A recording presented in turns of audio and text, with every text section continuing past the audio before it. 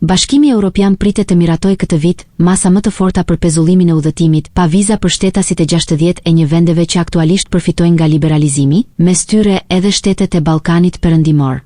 Propozimet e reja, të cilat synojnë të përfshin arsye shtesë për ndalimin e përkohshëm të këtij regjimi, kanë marrë dritën jeshile nga Këshilli i BE-s dhe janë në fazën e negociatave ndërinstitucionale me Parlamentin Evropian dhe Komisionin.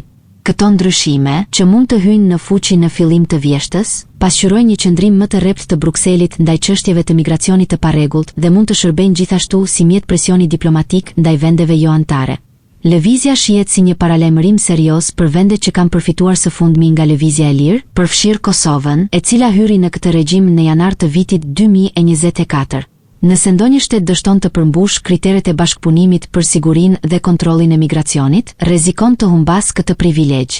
Ekspertët e integrimit evropian theksojnë se kjo qasje e re e BE-s vjen në një moment kur në të gjithë kontinentin janë shtuar debatet për rritjen e kontrolleve kufitare dhe menaxhimin më të rrept të migracionit. Shtetet anëtare po kërkojnë garanci më të forta se vendet që përfitojnë nga udhëtimi pa viza do të bashkëpunojnë ngushtë në luftën kundër krimit të organizuar, trafikimit dhe qëndrimeve të paligjshme. Në këtë kontekst, pezullimi i përkohshëm i vizave nuk është thjesht një masë administrative, por edhe një sinjal i qartë politik për vendet që nuk përmbushin standardet. Për Kosovën dhe vendet e tjera aspirante, kjo është një kujtesë se përfitimet nga procesi i integrimit kërkojnë angazhim të vazhdueshëm dhe reforma konkrete. Në të kundërt, privilegjet e fituara mund të tërhiqen në çdo moment.